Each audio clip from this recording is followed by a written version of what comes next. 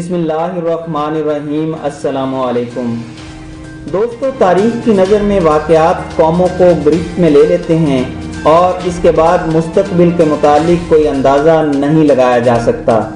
इसी तनाजुर में पाकिस्तान और हिंदुस्तान के हालिया बाहमी मामलात को परखें तो ये एक गैर यकीनी की तरफ तेज़ी से बढ़ रहे हैं, बल्कि दौड़ रहे हैं। हिंदुस्तान की पार्लियामेंट ने कश्मीर के खुसूसी मकाम को जिस तरह ख़त्म किया है वो हर लिहाज से काबिल मज़म्मत है।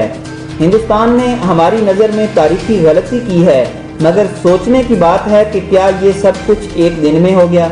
क्या मामलात इस कदर सादा हैं कि अमित शाह ने पार्लियामेंट में बिल पेश किया, वोटिंग हुई और कश्मीर को हिस्सों में तकसीम कर दिया गया? इसका जो आईनी मकाम 1947 से लेकर आज तक मौजूद था, यक जुम्बश कलम ख़त्म कर दिया गया। ऐसा सादा काम हरगिज़ नहीं हुआ। ये नुक्ता दलील के खिलाफ है। यकीनन इस सानिया से पहले भारत ने भरपूर खामोश सफारतकारी की है। उसने दुनिया के ताकतवर तरीन ममालिक से राजो नयाज किए हैं, उन्हें मुकम्मल एतमाद में लिया गया है। ये सिलसिला कई माह पर मुहित हो सकता है। इंडिया की इस खामोश सफारतकारी का हमें मालूम नहीं हुआ, ये एक कयामत खेज मामला है। इसका सीधा सा मतलब ये हुआ कि हमारे तमाम इदारे हिंदुस्तान के मामलात पर कड़ी नज़र रखने में नाकाम रहे। जितने ममालिक में जाने का मौका मिला है, वहाँ हर पाकिस्तानी सफ़ीर ने बताया कि इस मुल्क में हिंदुस्तान के सफारत खाने बेहद फ़आल हैं। अक्सर पाकिस्तानी सफ़ीर शिकवा करते नज़र आए कि हमारे पास वो माली वसाइल नहीं हैं जिससे हम मुस्बत नताइज हासिल कर सकें।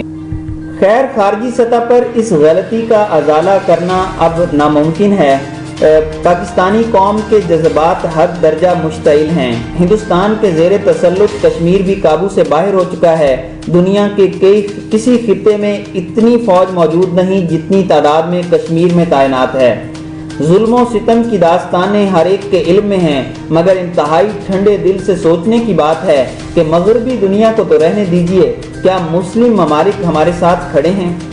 यूएई का हालिया बयान है कि भारतीय पार्लियामेंट ने तारीखी फैसला किया है और इसके हद दर्जा मुस्बत माशी नताइज निकलेंगे।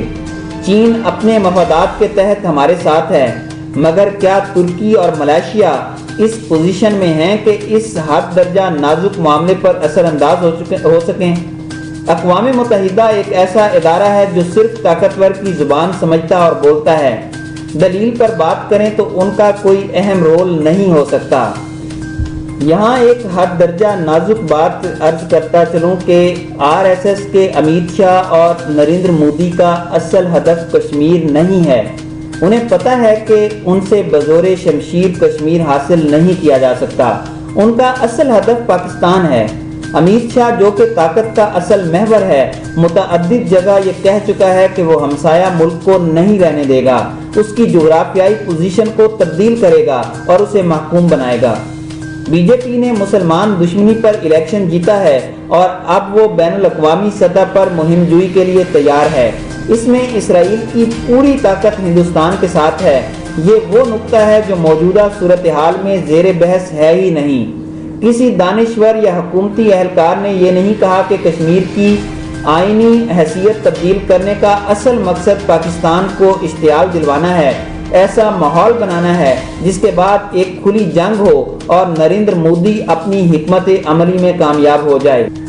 हम लोग स्मोक स्क्रीन के सामने खड़े हैं। हमें कश्मीर की तब्दीली दिखाई दे रही है जो हर सूरत हाल में नाकाबिल कबूल है, मगर इसके पीछे अमित शाह की वो चाल दिखाई नहीं दे रही जिसका मकसद पाकिस्तान की सालमियत को नुकसान पहुंचाना है। क्या इस सूरत हाल में हमारी कौमी क़यादत ठंडे दिल से मामलात को समझती है और सुलझाती है? इसके मुतालिक कोई पेशन गोई नहीं की जा सकती। क्या हम भारत की मौजूदा चाल को समझकर जंग से दूर रहते हैं?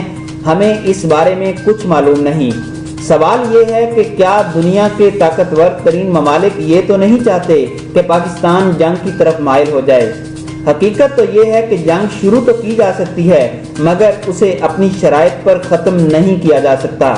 ये एक ऐसा मामला है जिसमें बर्बादी ही बर्बादी है। ये भी हो सकता है कि यह तमाम सूरत हाल तीसरी आलमी जंग का इब्तदाइया हो। खुदारा सोचिए और समझिए।